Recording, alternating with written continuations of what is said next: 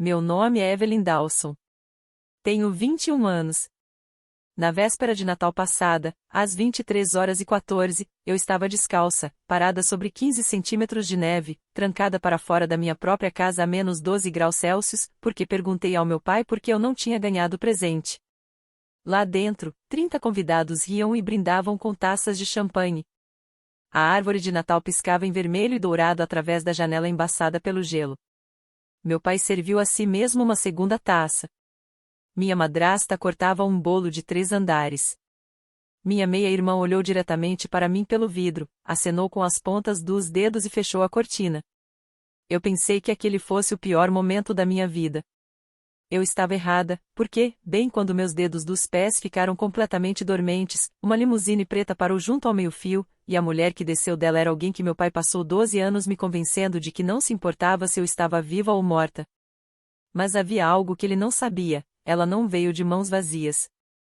E, depois daquela noite, ele nunca mais diria a ninguém que aquela casa era dele. Antes de continuar, se histórias sobre se defender significam algo para você, curta, inscreva-se e me diga nos comentários de onde você está assistindo e que horas são aí agora.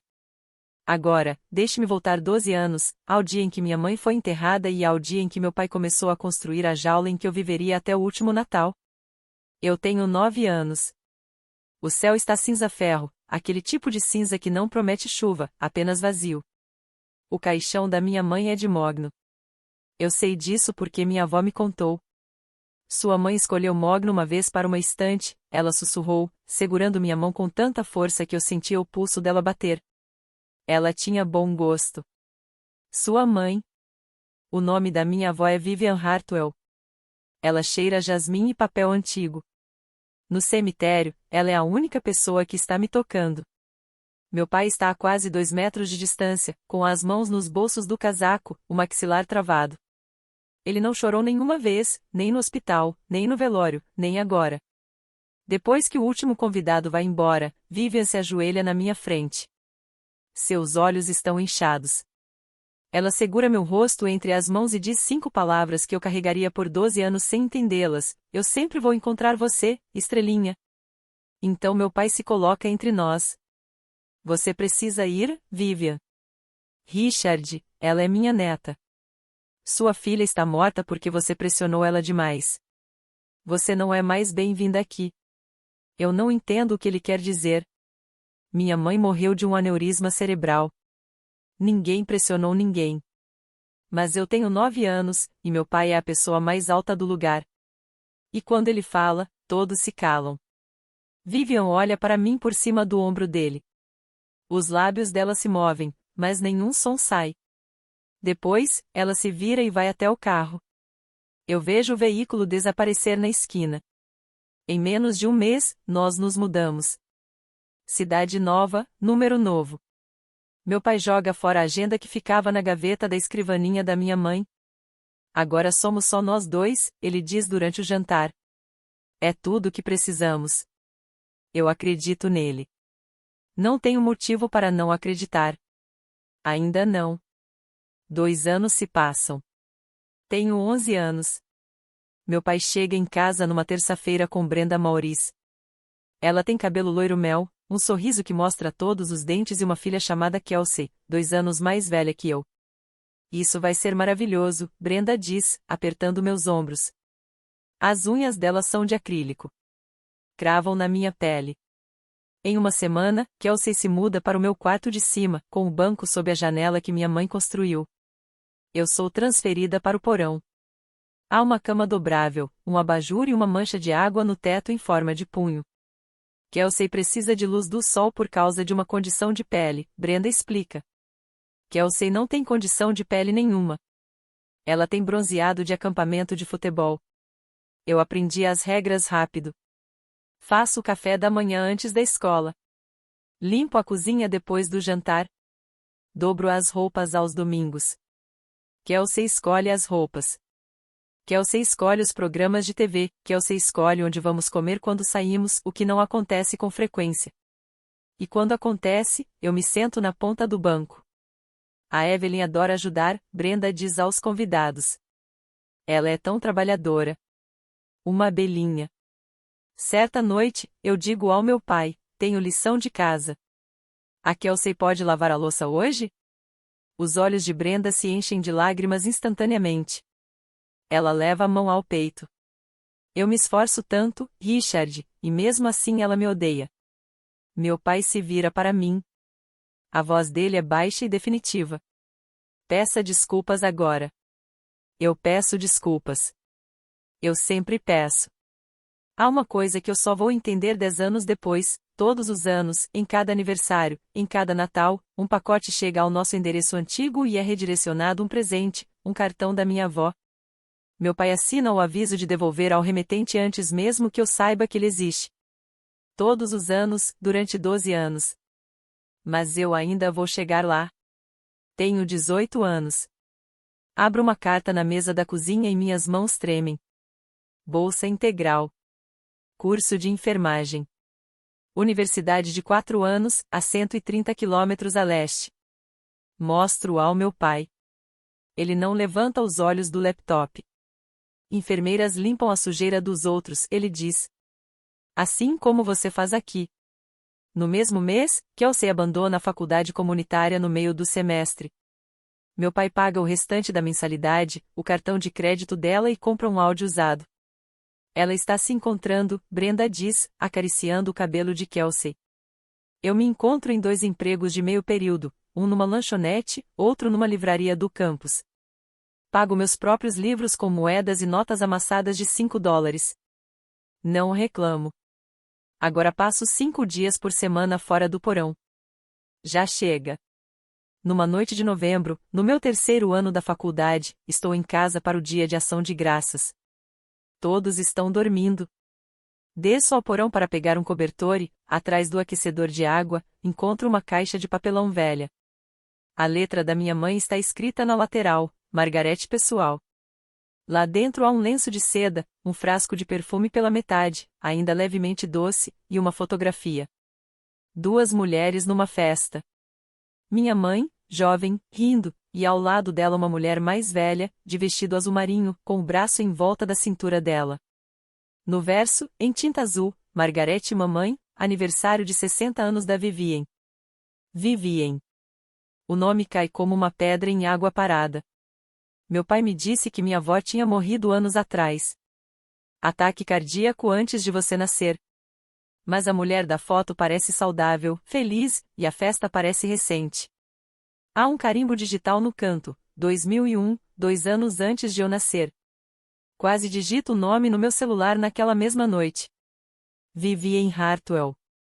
Mas meu pai verifica meu histórico de navegação todo domingo. Coloco a foto de volta. Fecho a caixa. Espero. 5 meses depois, em abril, volto para casa no fim de semana da Páscoa. Vou direto ao porão. A caixa sumiu. Encontro Brenda na cozinha, arrumando tulipas num vaso. A caixa atrás do aquecedor, eu digo. Onde está? Ela não levanta os olhos. Velharia. Eu doei. Aquilo era da minha mãe. Querida, só estava juntando poeira.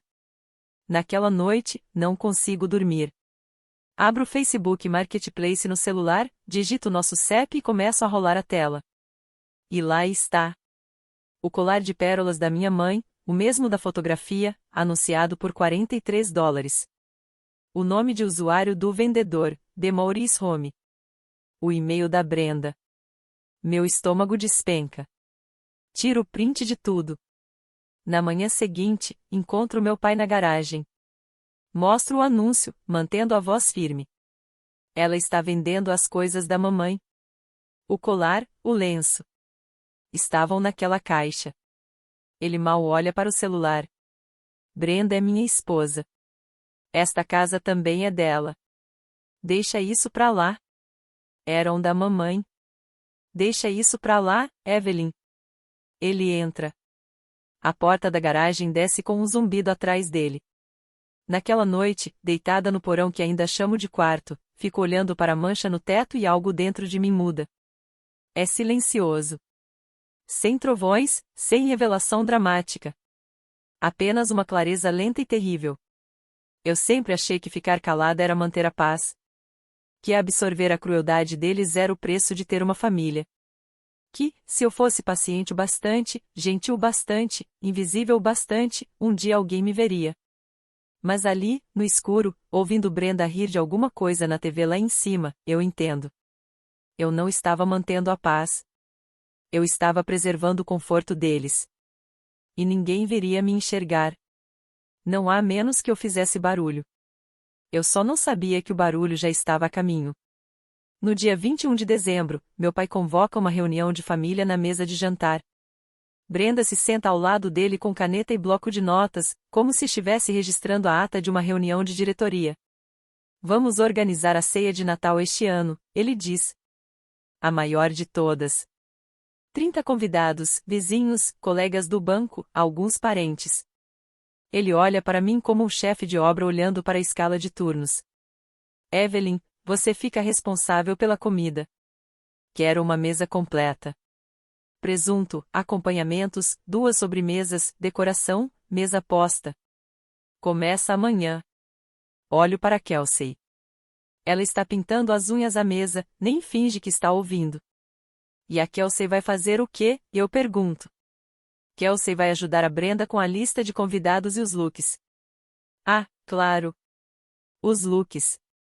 Passo os 3 dias seguintes na cozinha, temperando o presunto, abrindo massa de torta à meia-noite, passando uma toalha de mesa que encontro no fundo do armário de roupa de cama e que ainda cheira aos sachês de lavanda da minha mãe. No dia 23 de dezembro, eu paro por um instante. Olho para a árvore de Natal na sala. É enorme. 9 pés de altura, insistência da Brenda. Embaixo dela, embrulhados em dourado e prata, há pilhas de presentes. Eu conto. 32. Leio todas as etiquetas. Nenhuma diz Evelyn. Encontro Brenda ajeitando fitas na lareira. Eu estou convidada como convidada, pergunto. Ou como funcionária. Ela ri. Leve, musical, ensaiada. Não seja dramática, querida. Família ajuda família. Eu concordo com a cabeça e volto para a cozinha.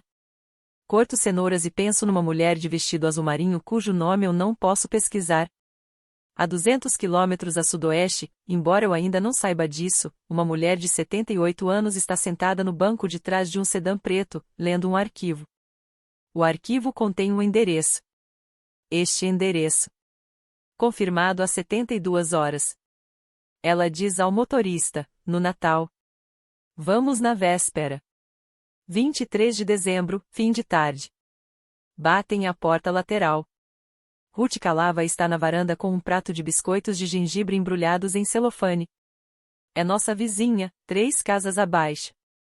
Cabelos grisalhos, óculos presos por uma correntinha. O tipo de mulher que lembra o aniversário de todo mundo, mas nunca faz alarde sobre o próprio. Ela entra na cozinha e me vê. Farinha na bochecha, avental manchado, sozinha. Observa o presunto, as tortas esfriando na grade, as batatas ainda por descascar. Tudo isso foi você que fez? Ela pergunta. Família ajuda família, eu respondo. Tento soar normal, mas algo na minha voz racha. Ruth pousa os biscoitos na bancada. Olha em direção à sala, de onde vem a música da Brenda, depois toca meu cotovelo e me conduz até a varanda dos fundos. Querida, ela diz em voz baixa, preciso te contar uma coisa. Ontem tinha um carro parado aqui na frente. Bem elegante. Preto, vidros fumê. Ficou ali quase 1 hora. Eu franzo a testa. Deve ter se perdido. Carros assim não se perdem na Maple Drive. Ela faz uma pausa, estuda meu rosto e então fala mais suave. Você é a cara da sua mãe. Sabia? Minha garganta aperta. A mãe da sua mãe, Ruth continua com cuidado, era uma mulher extraordinária. Uma força da natureza. Você sabe disso, não sabe? Eu abro a boca, mas nenhuma palavra sai. Meu pai disse que minha avó morreu. Disse que ela não se importava. Antes que eu consiga responder, a porta dos fundos se abre de repente. Richard está ali, uma cerveja na mão, sorriso no rosto, olhos atentos. Ruth, obrigado pelos biscoitos. A voz dele é calorosa. O olhar, um aviso. Ruth se endireita. Dá um tapinha no meu braço. Feliz Natal, querida. E desce os degraus da varanda sem dizer mais nada. Ela sabe de alguma coisa. Mas ainda não. Ainda não. Véspera de Natal. A casa brilha. Estou de pé desde as 5 da manhã. O presunto está glaciado e descansando.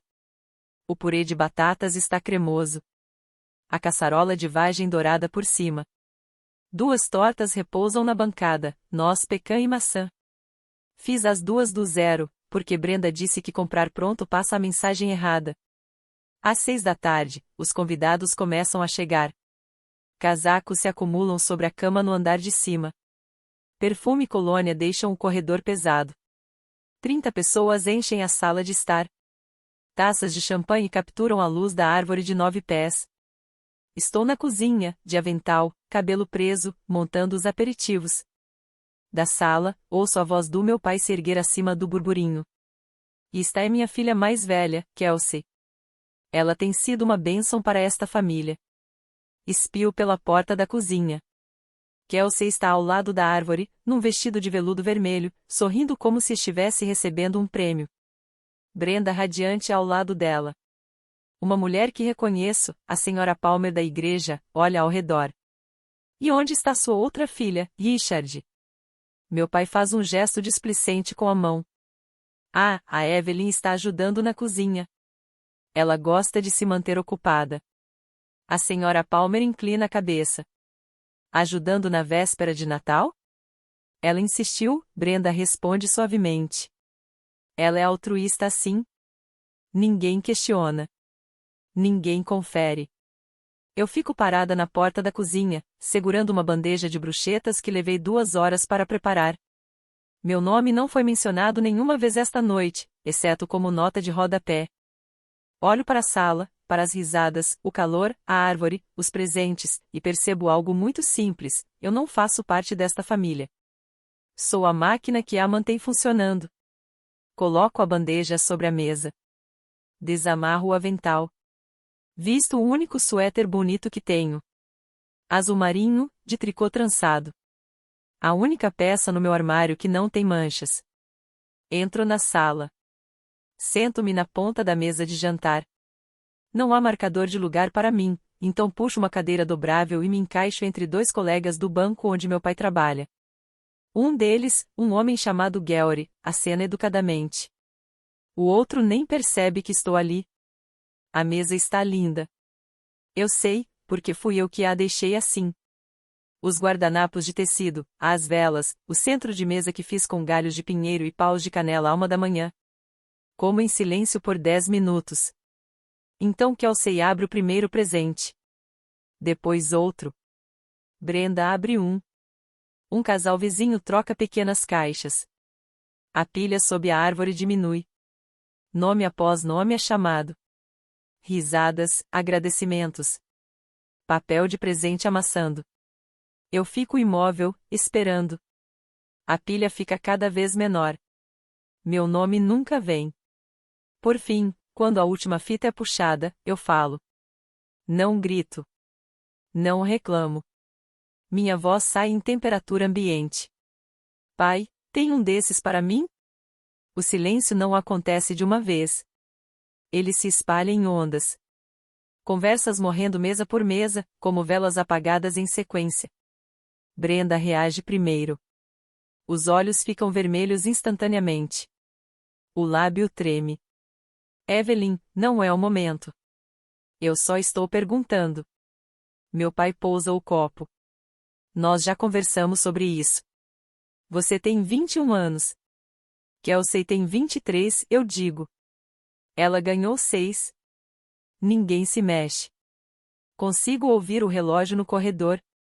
Brenda se vira para Richard, lágrimas escorrendo. A mão dela encontra o braço dele. É uma encenação. Eu já vi essa cena umas 100 vezes. Ela sempre faz isso, Brenda sussurra. Mas a sala está tão silenciosa que todos ouvem. O que acontece em seguida leva 11 segundos. Eu já repassei tantas vezes na cabeça que sei contar. No segundo 1, Richard empurra a cadeira para trás. No segundo 3, ele agarra meu braço com força. Os dedos pressionam o osso. No segundo 5, ele me arrasta até a porta da frente. Meus calcanhares raspam no piso de madeira que eu mesma enceirei ontem. No segundo 8, ele abre a porta. O frio bate como uma parede. Vento de -12 graus, neve caindo de lado. No segundo 9, ele me empurra para a varanda. Eu tropeço. Estou de meia, sem sapatos. A neve encharca na mesma hora. No segundo 11, a porta se fecha. O trinco gira. Eu fico ali. A luz da varanda está apagada. O único brilho vem das janelas quente, dourado, cheio de gente. Encosto a mão no vidro. Lá dentro, meu pai ajeita a camisa, volta para a mesa e pega a taça de champanhe. Brenda enxuga os olhos. Alguém dá tapinhas nas costas dela. Quer responder? Ele disse enquanto me empurrava para fora. Então faça isso lá fora. Volte quando aprender a ter respeito. Meus pés queimam, depois ardem, depois ficam dormentes. Tento mexer os dedos, mas já não sinto nada. Meu suéter é fino. O vento atravessa o tricô como se não existisse. Meus dedos ficam brancos. 10 minutos. A festa recomeça lá dentro. Risadas outra vez. Música. Alguém encontrou a caixa de som Bluetooth. 20 minutos. A neve já alcança meus tornozelos. Eu me encolho contra o corrimão e abraço os joelhos. Olho pela janela mais uma vez. Kelsey está perto da árvore segurando o celular. Ela me vê, caminha até o vidro, sorri, acena devagar com as pontas dos dedos, como quem acena para o cachorro de um estranho. Depois fecha a cortina. Eu fecho os olhos. Acho que vou morrer aqui, do lado de fora da porta do meu pai, na véspera de Natal. Preciso pausar aqui por um segundo, porque o que acontece depois, até hoje minhas mãos tremem quando lembro. Mas antes de continuar, se você já foi punido apenas por fazer uma pergunta justa, escreva "Eu já passei por isso" nos comentários. Ou, se acha que eu devia ter reagido ali mesmo, escreva "reagir". Quero saber. Certo. Foi isso que aconteceu em seguida. A neve é paciente. Não tem pressa. Continua caindo, camada após camada, pressionando seu peso sobre tudo que está abaixo dela. Meus ombros, meus joelhos, o topo das minhas meias encharcadas. Não sei há quanto tempo estou aqui fora. Talvez 25 minutos, talvez 30. O tempo se move diferente quando o corpo começa a desligar o que considera não essencial. Primeiro os dedos, depois as orelhas, depois a parte do cérebro que manda você continuar tentando. Eu penso na minha mãe. Não de um jeito grandioso, cinematográfico. Eu só lembro das mãos dela. Do jeito que aquecia as minhas entre as dela depois que eu voltava do ponto de ônibus em janeiro. Ela soprava sobre meus nós dos dedos e dizia: "Pronto, estrelinha." Como nova, estrelinha. Eu sussurro isso agora para ninguém. Mãe, eu não sei o que fazer. O vento responde. A casa não. Mas então há movimento. Pela janela lateral, vejo uma figura. Ruth Calavai. Ela está perto da cortina, espiando para fora. O rosto dela está tenso.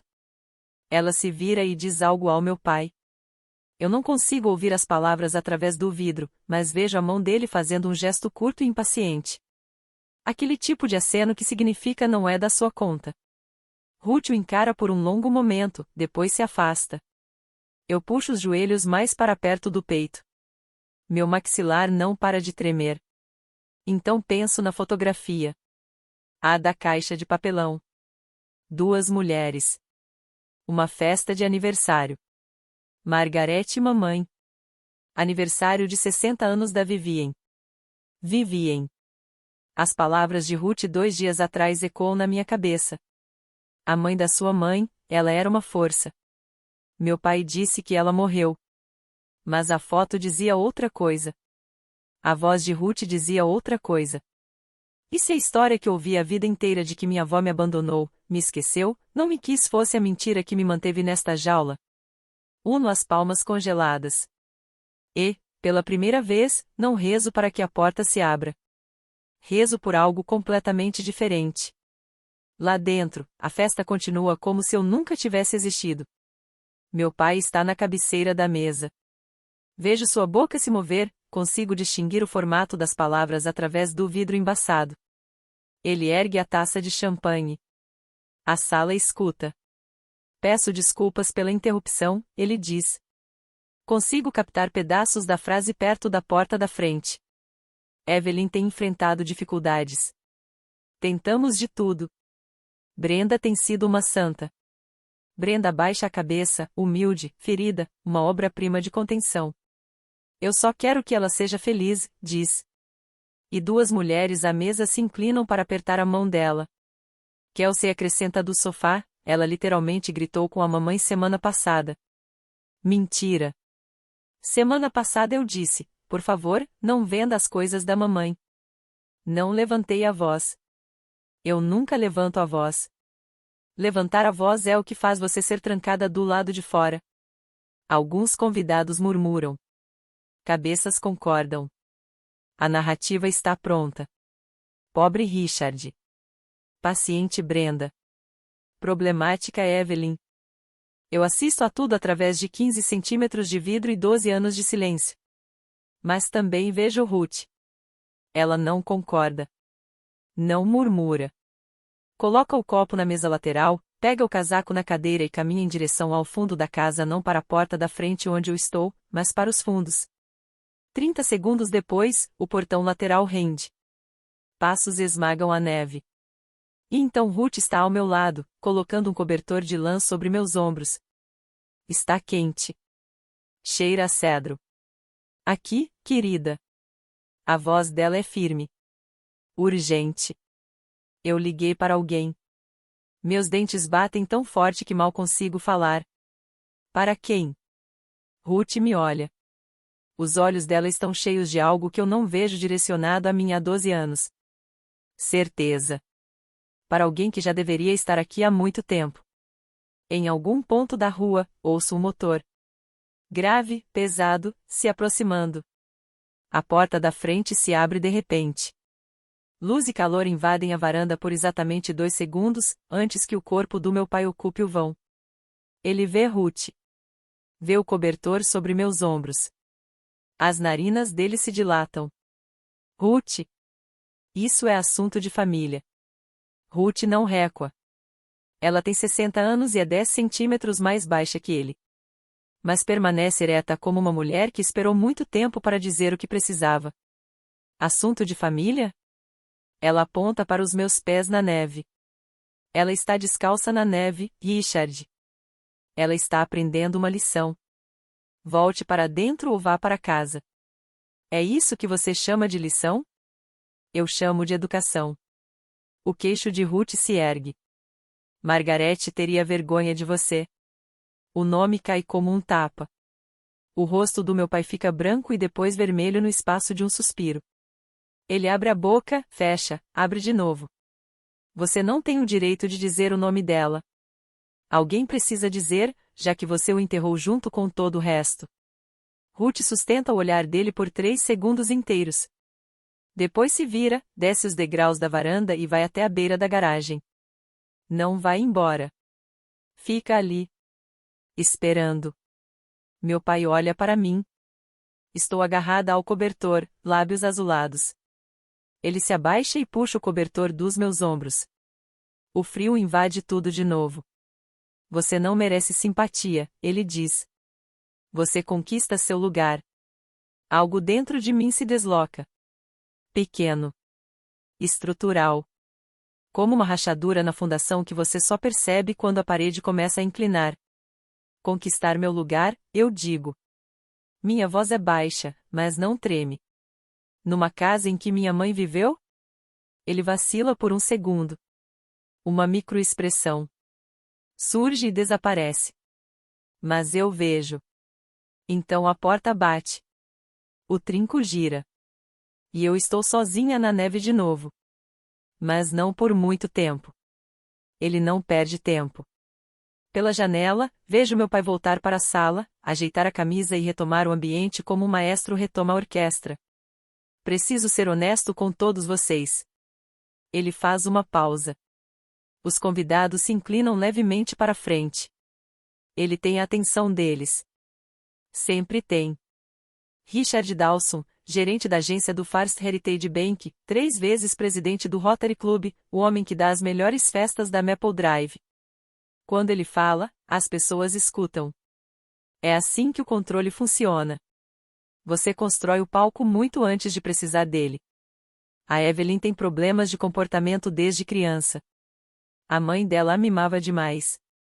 Brenda e eu fizemos o nosso melhor, mas vocês viram hoje à noite que ela não consegue se controlar.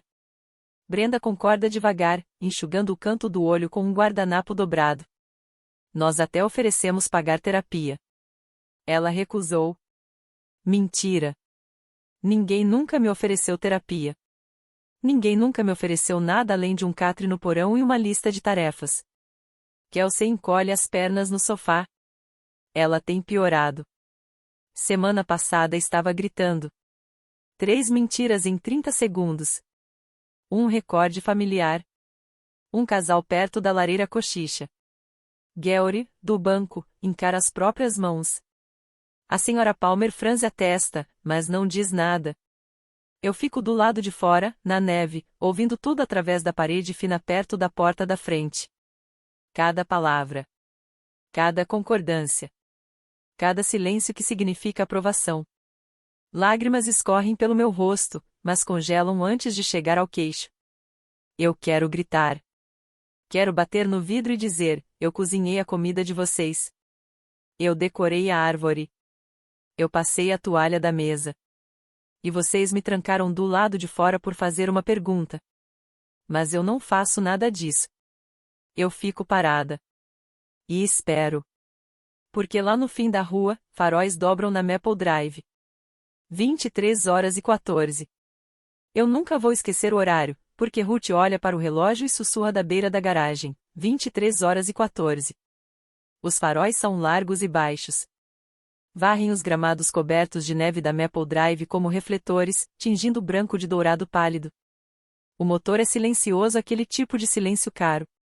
E o carro que surge da escuridão é longo, preto, polido como um espelho. Uma limusine na Maple Drive, na véspera de Natal, em frente à casa do meu pai. Ela desliza até o meio-fio e para. O motor permanece ligado. A neve se acumula contra os pneus. Ruth caminha até o carro. Inclina-se em direção ao vidro traseiro e faz um aceno discreto para quem está lá dentro. A porta do motorista se abre. Um homem de casaco escuro desce, contorna o veículo até a porta traseira e a abre. Outro homem sai primeiro. Meia-idade, sobretudo cinza, pasta de couro na mão esquerda. Ele olha para a casa, depois para mim, depois novamente para o carro. Então uma mão surge apoiada no batente da porta. Fina. Firme. Um único anel dourado no dedo anelar. Uma mulher desce. Ela tem 78 anos, mas se move como alguém que nunca esperou permissão para nada. Casaco branco de cachemir, cabelos prateados presos num coque baixo, olhos escuros, atentos, marejados. Ela me vê. Estou encolhida na varanda, meias encharcadas, lábios azulados, suéter endurecido pela neve, tremendo tanto que meus dentes batem como um metrônomo. Ela para. A mão vai até a boca. O peito sobe numa inspiração dura, como se estivesse engolindo algo afiado. Então ela atravessa o jardim em 5 passos. Desabotoa o próprio casaco e o coloca sobre meus ombros. Está quente. Cheira a jasmim. Ela segura meu rosto com as 2 mãos. As palmas são macias, secas, intensamente quentes. Ela diz 2 palavras. Estrelinha. Eu a conheço não da memória, mas de uma fotografia escondida atrás de um aquecedor de água no porão. 2 mulheres numa festa de aniversário. Uma rindo. A outra segurando a filha como se nunca fosse soltar. Eu conheço você, eu sussurro. Da foto. Os olhos dela se fecham por um instante. Quando se abrem, estão vermelhos, intensos, cheios de algo que vem crescendo há 12 anos. Eu também conheço você, estrelinha. Eu tenho procurado por você. Ela me puxa para um abraço.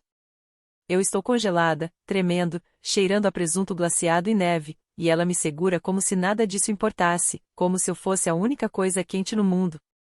Então ela se endireita.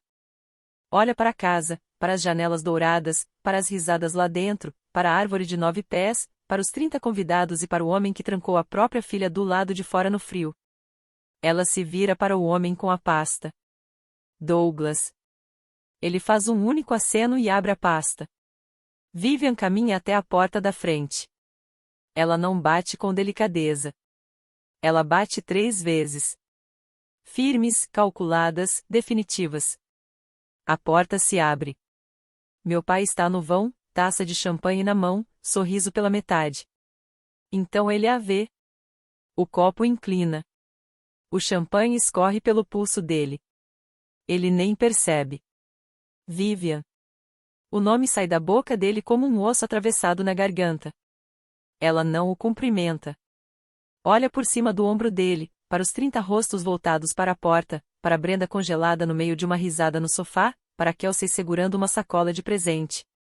Depois olha de volta para mim, ainda envolta no casaco dela na varanda, e então para ele outra vez. Você trancou minha neta na neve, ela diz. A voz ecoa pela sala. E ela fala sério. Na véspera de Natal. Na casa que eu comprei. 30 pessoas ficam em silêncio ao mesmo tempo. Brenda se levanta do sofá. Quem é essa mulher? Ninguém responde. Todos os olhares estão presos à porta, a mulher de 78 anos, de blusa branca, que acabou de dizer a palavra comprei como se estivesse lendo uma sentença. Meu pai se recompõe primeiro. Ele sempre se recompõe. Mãe, isso é um mal-entendido. Eu não sou sua mãe. A voz de Vivian é um bisturi. Limpa, precisa. Eu sou a mãe de Margarete. E esta não é a sua casa. Douglas Fenn entra logo atrás. Move-se com a calma treinada de um homem acostumado a entregar verdades desconfortáveis em salas muito mais hostis do que aquela. Ele abre a pasta sobre a mesa de jantar, bem ao lado do arranjo que eu fiz, e retira um documento. Esta propriedade, diz Vivian, erguendo o papel para que todos vejam, 47 Maple Drive foi comprada por mim, Vivian Hartwell, em 2003, como presente de casamento para minha filha Margarete. A escritura está no meu nome. Sempre esteve. Richard balança a cabeça. Isso não, eu venho pagando.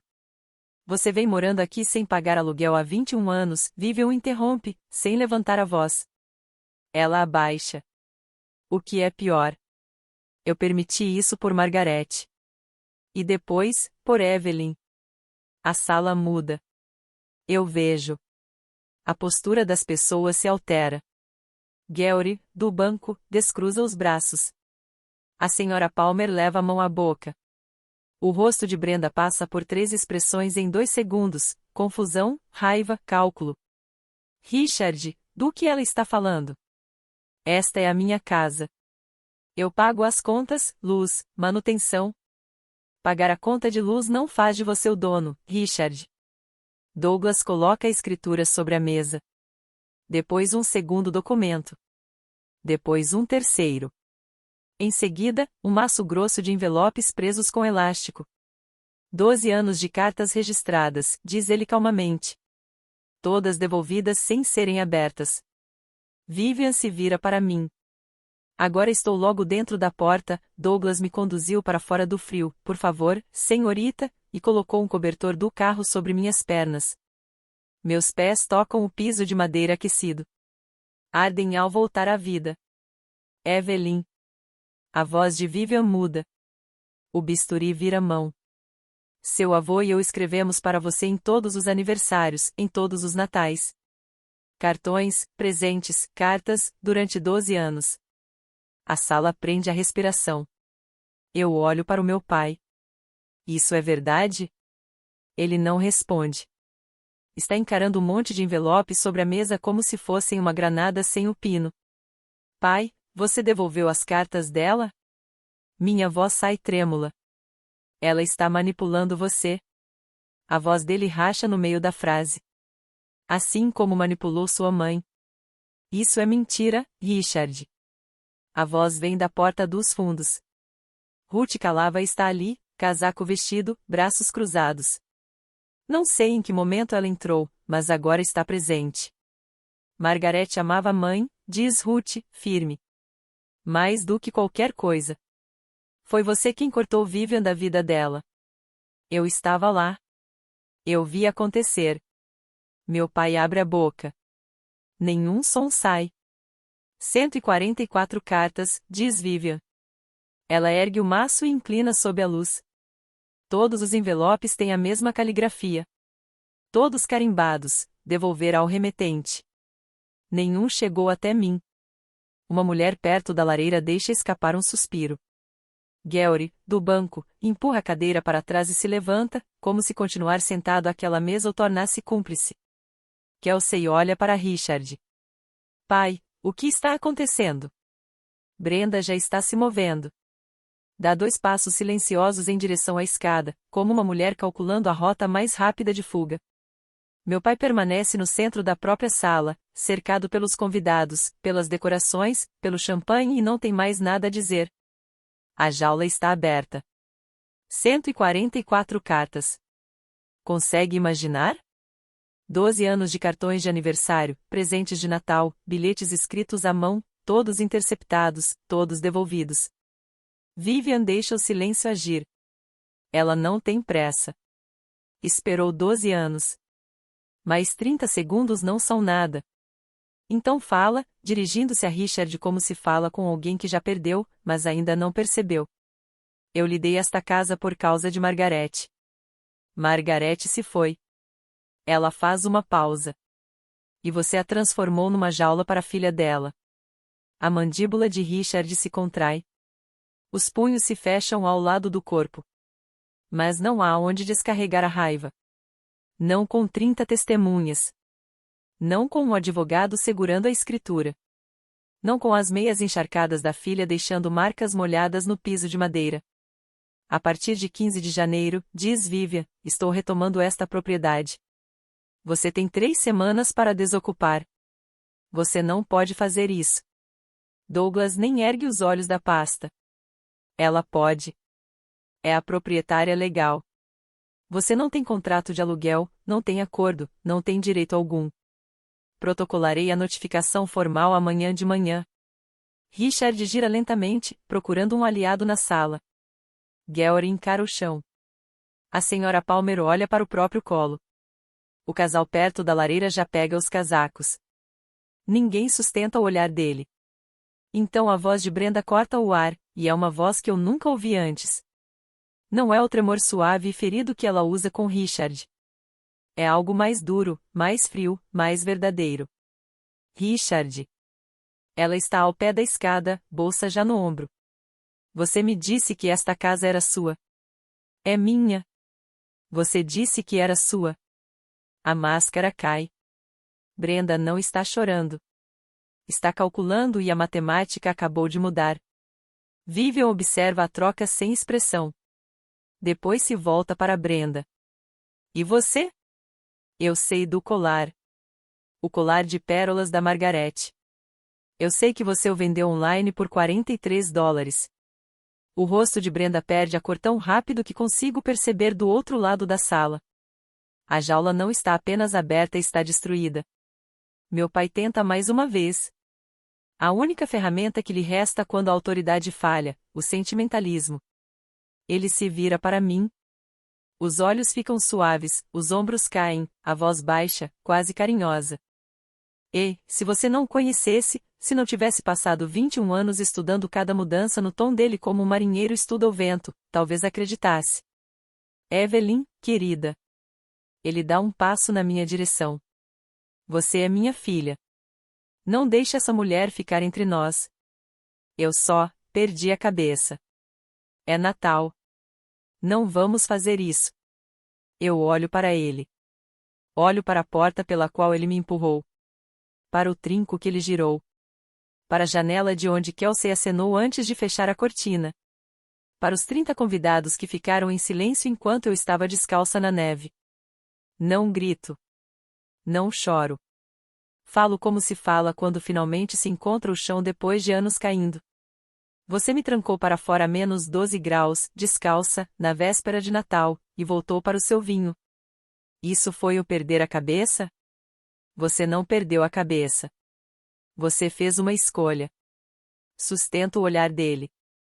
Assim como escolheu esconder todas as cartas que a vovó me enviou. Assim como escolheu me dizer, por 12 anos, que ela me abandonou. Ele abre a boca. Eu não deixo que ele preencha o silêncio. Eu não estou punindo você, pai. Eu só cansei de esperar do lado de fora da sua porta. Eu me viro para Vivian. Ela estende a mão. Eu seguro. Caminhamos em direção à porta da frente. Ruth calava e vem atrás. Douglas recolhe os documentos e fecha a pasta com um clique suave. 30 pessoas nos observam sair. Ninguém diz nada. A árvore de Natal pisca em vermelho e dourado atrás de nós, iluminando uma sala cheia de gente que nunca mais olhará para Richard Dawson da mesma forma. Eu não olho para trás. A limusine está quente. Não o quente de casa. Não o quente de um cobertor. É um calor que penetra nos ossos e diz ao seu corpo que agora está seguro. Pode parar de se enrijecer. Vivian se senta ao meu lado, ajeita um segundo cobertor sobre minhas pernas e pega minhas mãos congeladas entre as dela. Ela não as esfrega. Apenas segura firme e constante, como deve ter segurado as mãos da minha mãe um dia. Eu procurei você todos os dias, minha pequena estrela. Minha voz sai em ruínas. Ele disse que você não me queria. Eu quis você tanto que contratei 3 investigadores. Os 2 primeiros não encontraram nada. Seu pai se mudou 2 vezes, trocou números de telefone, colocou as contas no nome da Brenda. Ela aperta minhas mãos.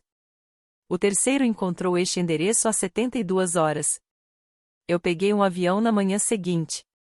Você veio pelo Natal. Eu vim por você. O Natal foi só o relógio. Eu desmorono. Não do jeito que desmoronei no porão, em silêncio, engolindo tudo. Eu desmorono como alguém que finalmente vê a porta se abrir depois de passar a vida inteira batendo. Alto, feio, tremendo. 12 anos de silêncio saem em 90 segundos.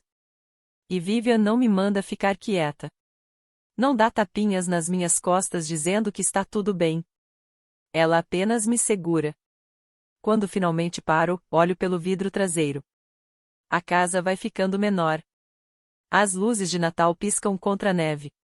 Dentro daquela casa, meu pai está diante de 30 pessoas que acabaram de descobrir que o lar dele não é dele. Que a história que contou não é verdadeira. E que a filha que ele trancou para fora saiu por vontade própria. Encosto a testa no vidro frio da limusine. Feliz Natal, mãe, eu sussurro. O carro vira a esquina. Maple Drive desaparece. E, pela primeira vez em 12 anos, eu não estou com frio. As consequências não são dramáticas. São administrativas. O que, se você pensar bem, é pior. Na semana depois do Natal, a história se espalha como histórias se espalham em cidades pequenas. Não por manchetes, mas por cafeterias, corredores de igreja e filas de banco.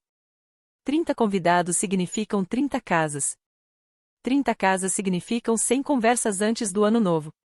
Eu fico sabendo dos detalhes depois, principalmente por Ruth. Em 28 de dezembro, Brenda faz as malas 2 e vai embora com Kelsey enquanto Richard está no trabalho. Ela não pede divórcio. Não deixa bilhete. Apenas vai. Quando a base sobre a qual você construiu a própria vida descobre-se pertencer a outra pessoa, não há mais o que discutir. No dia 2 de janeiro, Richard volta ao banco depois do recesso. Em menos de 1 hora, o gerente o chama à sala. Richard, alguns clientes levantaram preocupações. Há questionamentos sobre sua integridade. Demitido? Ainda não. Mas observado. Monitorado. Aquele tipo de limbo profissional em que cada aperto de mão agora vem com uma nota de rodapé invisível. Em 4 de janeiro, Gary, o colega da festa, transfere suas contas para outra agência. Não explica. Não precisa. Em 15 de janeiro, Douglas Fenn protocola a notificação formal. Richard tem 72 horas para confirmar a data da mudança. Ele não contesta. Não há o que contestar. A escritura nunca teve o nome dele. Richard me liga 14 vezes naquele mês. Eu não atendo. Não por raiva. Eu simplesmente não tenho espaço para raiva. Estou ocupada demais aprendendo como é viver sem uma jaula. A última tentativa dele chega por meio de Douglas em um envelope lacrado. Por favor, diga a Evelyn que sinto muito. Eu leio sentada à mesa da cozinha de Vivian. Dobro o papel uma vez. Coloco sobre a mesa. Não respondo. Alguns pedidos de desculpa não são convites. São saídas. E eu não sou obrigada a segurar a porta. A casa de Vivian fica no alto de uma colina, perto de uma cidade chamada Whitfield, a 40 minutos da rodovia mais próxima. Não é uma mansão. É uma casa no estilo Craftsman, com varanda larga, venezianas verdes e um jardim que agora dorme sob a neve, mas que, segundo ela, explode em peonias em maio. Ela me dá o quarto do andar de cima, voltado para o sul, com 2 janelas e uma luz do sol tão quente que me acorda sem despertador. É a primeira vez desde os meus 9 anos que durmo acima do nível do chão. Na terceira manhã, Vivian coloca uma caixa sobre a mesa da cozinha. Grande, pesada. O papelão está reforçado nos cantos e o topo vedado com fita adesiva que já foi aberta e fechada muitas vezes. São suas, ela diz. Sempre foram suas. Dentro, 144 envelopes organizados por ano. Cada um endereçado a mim com a mesma caligrafia firme, cuidadosa e cheia de amor. Abro o primeiro. Datado de 15 de março, há 12 anos. Meu aniversário de 10 anos. Querida estrelinha, eu não sei se você algum dia vai ler isto, mas quero que saiba que, neste dia, alguém neste mundo comemorou você. Eu fiz um bolo pequeno. De baunilha, o seu favorito sua mãe me contou uma vez. Eu soprei a vela por você. Desejei que você estivesse segura. Desejei que você estivesse aquecida. Desejei que você soubesse. Com todo o meu amor, vovó V. Eu leio 3 vezes. Depois abro a seguinte. E a outra. Cartões de aniversário, cartas de Natal, bilhetes escritos em papel timbrado de hotéis das cidades por onde ela viajou. Um desenho de uma estrela feito num guardanapo e colocado dentro do envelope no meu aniversário de 18 anos. Uma carta dobrada de um consultor financeiro confirmando um fundo universitário aberto em meu nome, totalmente financiado, intocado. Meu pai escondeu isso também. Eu me sento na cozinha de Vivian e leio todas as cartas, as 144. Levo 4 horas. Ela fica sentada na minha frente o tempo todo. Não diz uma palavra. Apenas está ali. Em fevereiro, termino meu último semestre da faculdade de enfermagem. O trajeto desde a casa de Vivian é mais longo, mas ela insiste em me levar até a rodoviária todas as manhãs. Tenho 12 anos de caronas para compensar, diz, ajustando o retrovisor. Deixe-me ter isso. O dia da formatura é simples e luminoso. Eu atravesso o palco com um vestido branco que comprei com o dinheiro do meu trabalho na livraria do campus. Quando olho para a plateia, Vivian está na segunda fila, ereta como uma catedral, aplaudindo com as 2 mãos. Ruth Calava está ao lado dela. Dirigiu 90 minutos para estar ali. Na volta para casa, a rodovia brilha sob o sol do fim do inverno. Observo as árvores passando borradas e faço a pergunta que venho girando na cabeça há semanas. Vó, você acha que eu devo perdoá-lo? Vivian não responde de imediato. Dirige por quase 1 quilômetro em silêncio. Então diz, o perdão é seu para dar, não dele para exigir. E você não precisa decidir hoje. Eu penso nisso. Penso no barulho do trinco girando, no champanhe servido enquanto eu congelava do lado de fora, nas cartas escondidas em uma gaveta cuja existência eu nem conhecia. Penso no homem na garagem dizendo, deixa isso pra lá, Evelyn. Eu não o odeio, digo por fim. Só não confio nele. Talvez isso seja suficiente por enquanto. Vivian me olha de relance. É mais do que suficiente. Naquela noite, eu escrevo uma carta. Levo 20 minutos. Entrego a Douglas na manhã seguinte para que ele encaminhe. Pai, espero que você encontre paz. Mas eu preciso da minha primeiro. Por favor, não entre mais em contato até que eu procure você. Se eu procurar, será uma escolha minha agora. Evelyn. 4 frases. Sem raiva, sem punição, apenas uma linha traçada na areia limpa. Algumas portas se fecham em silêncio. Isso não as torna menos fechadas. Quero falar com você por um momento. Não como personagem de uma história, mas como a pessoa que viveu tudo isso. Eu não conto essa história para que você odeie meu pai.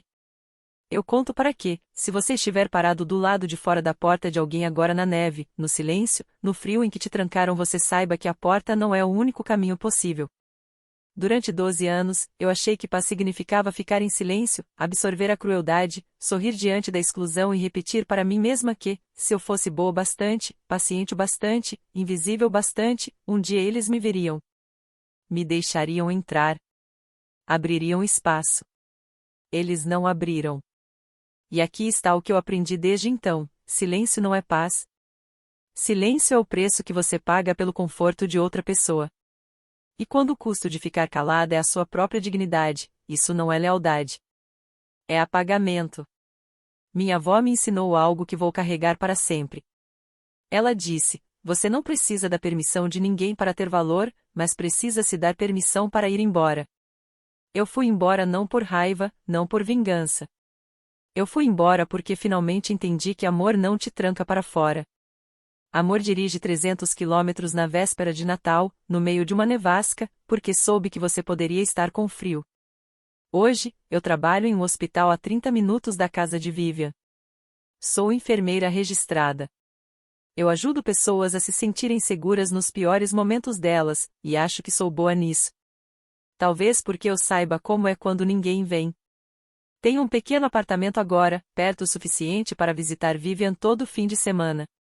Tenho uma gata chamada Star. Ela dorme sobre o meu peito todas as noites e não se importa se eu mereci meu lugar. Eu já tenho um. Sempre tive. Este Natal é diferente. A casa estilo Craftsman da Vivian cheira a canela e pinho. A árvore é pequena, talvez 1,5 m, e nós a decoramos juntas. Nada de peça imponente de quase 3 metros, nada de 30 convidados, nada de pilhas de papel dourado empilhadas como torres, apenas nós duas. 2 lugares à mesa, 2 canecas de chocolate quente, a lareira acesa, a neve caindo lá fora, suave e constante. E, pela primeira vez na minha vida, eu assisto a tudo isso do lado quente do vidro. Debaixo da árvore, 2 presentes. Abra o seu primeiro, Vivian diz. Eu pego a caixinha pequena e desembrulho com cuidado. Dentro, sobre um forro de veludo, há um colar de pérolas. No centro, um pingente com um pequeno medalhão oval. Eu aperto o fecho. Ele se abre. Lá dentro, uma fotografia. Minha mãe, jovem, rindo. A mesma foto da caixa de papelão no porão, só que menor, em miniatura, perfeitamente preservada. Como você. O original foi vendido. Pedi ao mesmo joalheiro que fizesse outro a partir de uma foto que sua mãe me deu há 30 anos. Os olhos de Vivian brilham, mas sua voz permanece firme. A Brenda pode vender um colar. Ela não pode vender uma memória. Eu fecho o medalhão e coloco o colar no pescoço. A pérola repousa logo abaixo da minha clavícula. Fria no começo, depois morna. Olho pela janela. A neve cai sobre a varanda, mas a varanda está vazia. Ninguém está tremendo. Ninguém está trancado do lado de fora. Ninguém está observando a felicidade através de um vidro, se perguntando por que nunca faz parte dela. No Natal passado, eu estava descalça na neve, congelando, assistindo à alegria de outra pessoa por trás de uma janela. Neste Natal, eu sou o calor do lado de dentro. Eu pressiono o medalhão contra o peito e fecho os olhos. Feliz Natal, estrelinha, Vivian diz. Feliz Natal, vovó. Essa é a minha história. E agora eu quero ouvir a sua. Se você já precisou se afastar de alguém que ama para se proteger, escreva Eu fui embora. Ou, se escolheu ficar e lutar pelos seus limites, escreva Eu fiquei e lutei. As duas escolhas exigem coragem. As duas são válidas. Se essa história tocou você, procure outras como esta. Obrigada por estar aqui. Feliz Natal, estrelinhas!